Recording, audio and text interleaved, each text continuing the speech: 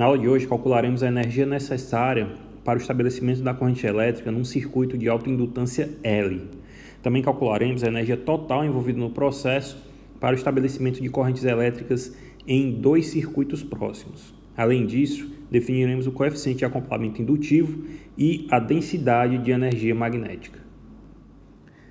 Bem, nós vimos anteriormente que a força eletromotriz induzida num circuito por um campo magnético variável vai ser igual a menos a variação do fluxo no tempo. Já a potência que deve ser fornecida para que uma corrente se estabeleça no instante t, ou seja, a potência que deve ser fornecida para que a corrente vença a força eletromotriz induzida pela variação do campo magnético, ela tem que ser igual a menos epsilon vezes I. Como a força eletromotriz é dada por menos a variação do fluxo no tempo, a expressão para a potência fornecida vai ficar menos dφ dt, que multiplica a corrente I. Isso aqui vai ficar igual. O fluxo é dado, ele pode ser definido como o produto da autoindutância do circuito em questão pela corrente elétrica, né? Então, a variação do fluxo vai ser igual à autoindutância que multiplica a variação da corrente no tempo.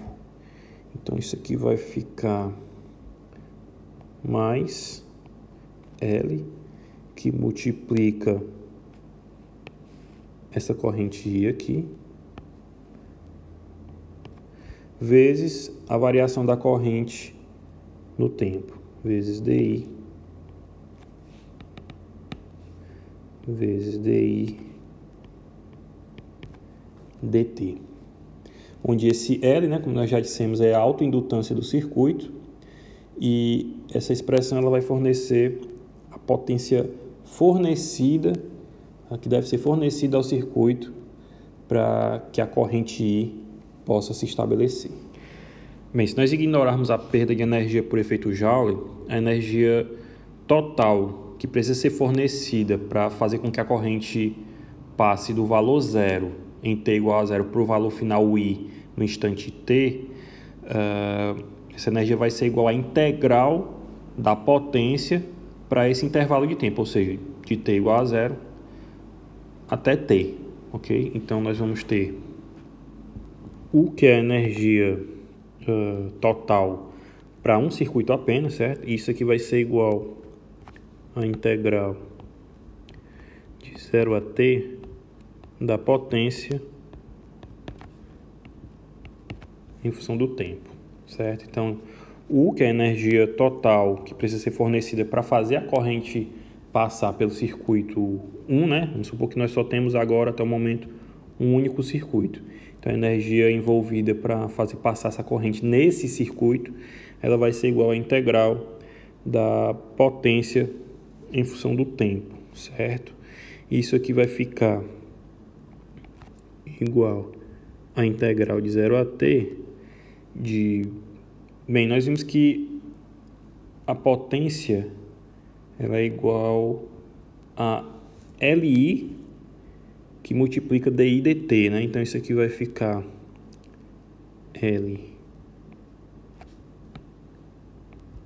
Li, que multiplica dI dt. Isso aqui vai ser integrado em função de t. Bem, dt vai ser 1. Isso aqui vai ser igual a autoindutância vai sair da integral, que é constante. Isso aqui vai ficar agora a integral de 0 a I, né, porque nós mudamos a variável, porque a derivada de t em relação a t vai dar 1. Então, isso aqui vai ser a integral de 0 a I de I dI, que vai me dar como resultado... eu esqueci o L, né? Tem o L aqui na frente. Então, isso aqui vai ser igual a L que multiplica a integral de I dI de 0 a I. A integral de I dI vai ser I ao quadrado sobre 2 para esse intervalo, né? De 0 até I. Então, isso aqui vai me dar, para a energia envolvida, um valor U igual a 1/2 de L, 1/2 de L I ao quadrado, onde L é a autoindutância. E essa expressão, ela vai me dar a energia armazenada no circuito de autoindutância L, que é atravessado por uma corrente I, ou a energia total que precisa ser fornecida ao circuito para que essa corrente I se estabeleça no circuito. O que nós vamos fazer agora é estender a nossa análise para o caso em que nós tenhamos dois circuitos próximos. Inicialmente nós temos apenas um circuito passando corrente, né, sendo atravessado por uma corrente, e em seguida nós vamos calcular a energia para o segundo circuito, assumindo que o primeiro circuito já possui uma corrente estabelecida, ok? Então, a energia armazenada no circuito 1, assumindo que o segundo circuito possui corrente nula, ela vai ser igual a 1/2 de L1, que é a autoindutância do circuito 1, vezes a corrente I1, que é a corrente que atravessa o circuito 1, ao quadrado. Bem, agora nós vamos considerar a corrente I1 estabelecida e vamos calcular a energia necessária para fazer com que a corrente do circuito 2, a corrente I2, se estabeleça. Para fazer isso, a gente vai ter que recordar daquela expressão para a força eletromotriz total, quando nós tínhamos correntes variáveis nos dois circuitos, certo? Onde a força eletromotriz total tinha um termo associado à indutância mútua e um segundo termo associado à autoindutância. Bem, o procedimento para calcular a energia que deve ser fornecida ao circuito 2 para o estabelecimento da corrente I2 é o mesmo que nós usamos para o circuito 1, ou seja, nós vamos calcular a integral da potência em relação ao tempo para o intervalo de 0 a t, ok? Só que agora, como nós estamos considerando que o circuito 1 já possui uma corrente estabelecida, a nossa força eletromotriz para o circuito 2 ela vai ter um componente associado à indutância mútua, né, entre os dois circuitos, e um termo associado à autoindutância. Ou seja, nós vamos calcular, nós vamos partir de uma expressão para a potência desse tipo, ó, onde a potência vai ser igual a menos epsilon2 vezes I2, só que epsilon2 vai ser dado por menos L21 DI1 DT menos L2 que multiplica DI2 DT. Você pode também colocar a força eletromotriz epsilon2 em termos do fluxo, em termos da variação do fluxo induzido e do fluxo autoinduzido. Ou seja, epsilon2 vai ser igual a menos dφ2(1) dt menos dφ2 dt, onde esse termo seria a variação do fluxo induzida pela corrente I1 e o segundo termo, o fluxo autoinduzido pela variação da corrente no próprio circuito 2. Okay? Então, nós vamos substituir essa expressão na expressão para a potência e calcular a sua integral em relação ao tempo. Então, a integral para a potência vai ficar integral de 0 a t de dw dt dt igual a integral de 0 a t de I2 que multiplica dφ2,1 dt mais a integral de 0 a t de I2 que multiplica dφ2 dt.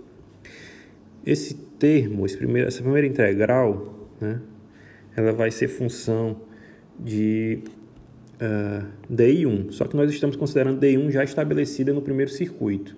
Então nós temos que fazer uma alteraçãozinha nesse ponto para que a nossa integral seja função apenas da corrente I2. Então nós vamos considerar o seguinte, ó, que I2 dφ2,1 dt é igual a dφ1,2 dt vezes I1, certo? Então a gente vai fazer o seguinte, ó, como dφ2,1 dt vezes I2 é igual a dφ1,2 dt vezes I1, isso aqui vem da igualdade entre as indutâncias mútuas, certo? Então isso aqui vem de L12 ou L21, né? Igual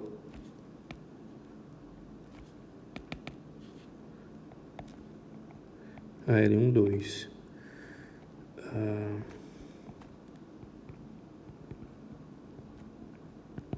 Certo? Então, estou me referindo a esse termo aqui. Então, de acordo com essa relação, nós vamos ter que a integral de 0 a t de dw dt vai ser igual a... Aí aqui eu já mudo Não, eu vou só substituir aqui, não vou mudar agora a variável não, certo? Então isso aqui vai ficar de 0 a t I1, que é a corrente já estabelecida, que multiplica dφ1,2 dt mais a integral de 0 a t de I2 dφ2 dt. Bem, agora nós vamos substituir as expressões para variação do fluxo na integral, ok? Então isso aqui vai ficar integral de 0 a t de dw dt igual a integral agora de 0 até I2. I1 vai sair da integral porque já está estabelecido, né? Então deixa eu corrigir aqui. Então aqui vai ficar I1, que multiplica a integral de 0 a I2 de quem é dφ1,2. dφ1,2 vai ser L12, que multiplica a variação da corrente I2 no tempo. Então vai ser L12 dI2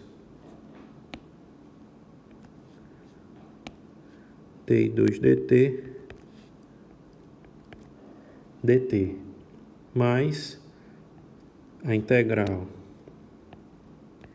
de 0 a I2 de I2 dφ2 dt. dφ2 dt é L2 que multiplica dI2 dt. Isso aqui vai ficar...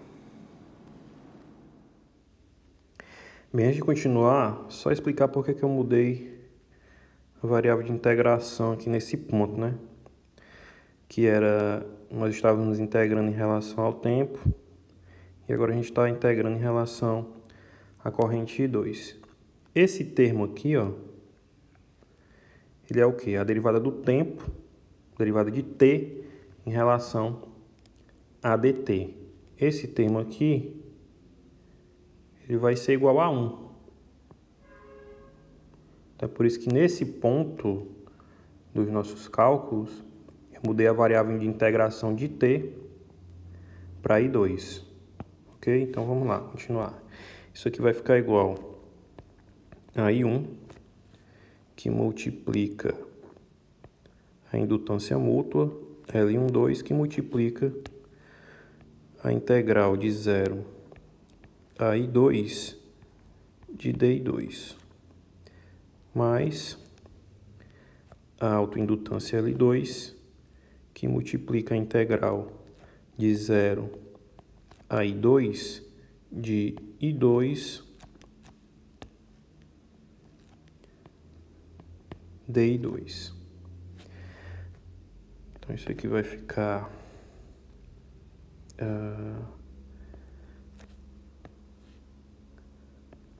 L12, que multiplica I1, que multiplica a integral de DI2 de 0 a I2. A integral de DI2 de 0 a I2 vai ser I2, mais o segundo termo aqui, a segunda integral, que vai ser L2, que multiplica a integral de I2 DI2 de 0 a I2. A integral de I2 DI2 vai ficar I2 ao quadrado sobre 2. Então, de 0 a I2, né, vai ficar I2 ao quadrado sobre 2. Essa expressão aqui é a expressão para a energia armazenada no circuito 2. Bem, a energia total vai ser a energia armazenada no circuito 1 somada à energia armazenada no circuito 2, certo? Ou seja, U, que é a energia total, vai ser igual a U1 mais U2. Isso aqui vai ficar U1 é 1/2 de L1, que multiplica I1 ao quadrado, mais o 2. O 2 é 1/2 de L2, que multiplica I2 ao quadrado, mais o termo relacionado à indutância mútua, que é L12, que multiplica I1 vezes I2. Vale ressaltar que quaisquer que sejam os sinais das correntes I1 e I2, a energia armazenada total, né, nos dois circuitos vai ser sempre positiva, vai ser sempre maior que zero. Para que seja possível, nós devemos ter sempre o módulo da indutância mútua menor do que a raiz do produto entre as autoindutâncias. Uma outra forma de apresentar essa condição é fazendo a razão entre o módulo da indutância mútua e a raiz do produto das autoindutâncias. Ou seja, nós vamos ter esse termo aqui, ó, L12, né, o módulo de L12, dividido pela raiz de L1 vezes L2. E esse termo, ele deve assumir valores entre 1 e 0, né? Ou melhor dizendo, né? Ele deve assumir valores menores que 1 e maiores ou iguais a 0. Esse termo ele é definido como o coeficiente de acoplamento indutivo. Ele é representado por uma letra K minúscula. Quando o K tende a 1, nós temos um acoplamento indutivo forte. E quando o K tende a 0, o acoplamento indutivo é fraco, ou seja, nós vamos ter um circuito pouco influenciado pelo segundo circuito através da indutância mútua. Uma forma de representar esse acoplamento fraco é quando nós temos circuitos distantes um do outro. Da mesma forma que o acoplamento vai ser forte quando eu tiver esses circuitos mais próximos. Vale salientar que o índice de acoplamento indutivo ele também vai depender das dimensões relativas dos dois circuitos. Agora que nós obtivemos a expressão para energia armazenada no circuito, nós vamos obter também uma expressão que determine a densidade de energia magnética associada a essa energia armazenada no circuito. Para isso, nós vamos considerar um solenoide muito longo, de comprimento L e de área da seção transversal S. Esse solenoide ele possui N espiras e a autoindutância desse solenoide vai ser igual a μ0, que multiplica N ao quadrado, vezes a sua área da seção transversal dividida por L. Quando esse solenoide ele é percorrido por uma corrente I, a energia armazenada vai ser igual a 1/2, que multiplica L I ao quadrado, né? Que foi a expressão que nós obtivemos anteriormente. Esse L é a autoindutância, então a expressão para a energia vai ficar 1/2, que multiplica μ0, N ao quadrado, S dividido por L, vezes I ao quadrado. Aqui nós vamos multiplicar o numerador e o denominador por μ0 L, e aí nós vamos obter finalmente a seguinte expressão para a energia armazenada no circuito. Nós vamos ter U igual a 1/2 μ0, que multiplica μ0 N sobre L vezes I ao quadrado vezes S vezes L. Esse termo aqui, que está elevado ao quadrado, ele é justamente o módulo, né, do campo magnético gerado no interior do solenoide. E o produto da área da seção transversal pelo comprimento do solenoide vai ser o volume contido no interior desse solenoide, certo? Esse V aqui é de volume. Então, a nossa expressão vai ficar, né, U igual a 1/2 μ0, que multiplica B ao quadrado vezes o volume contido do solenoide. Essa energia que nós acabamos de calcular, ela está contida no campo magnético que está confinado dentro do solenoide. A partir dessa expressão, nós vamos poder calcular a densidade de energia magnética associada ao campo magnético que está confinado dentro do solenoide. Então, desse modo, a densidade de energia magnética, o M, será... Essa densidade de energia magnética ela é definida como sendo a razão entre a energia que nós acabamos de calcular pelo volume, né? Pelo volume, no caso, o volume contido pelo solenoide. Então, nós vamos ter o M igual a U dividido pelo volume contido no solenoide. Então, isso aqui vai ficar 1/2 μ0, que multiplica B ao quadrado. Aqui, né, nessa expressão, na expressão anterior, nós tínhamos o módulo de B ao quadrado, ou o valor numérico de B ao quadrado. Na expressão para a densidade de energia magnética, nós podemos colocar B na sua forma vetorial ao quadrado, né? Lembrando que o vetor ao quadrado é igual ao produto escalar do vetor por ele mesmo, né? Quando eu elevo um vetor ao quadrado, eu estou calculando o produto escalar daquele vetor, né, por ele mesmo. E aí acaba que nós obtemos aqui o mesmo b ao quadrado de antes, né? Valor numérico em módulo para o campo magnético. Então, essa é a expressão para a densidade de energia magnética.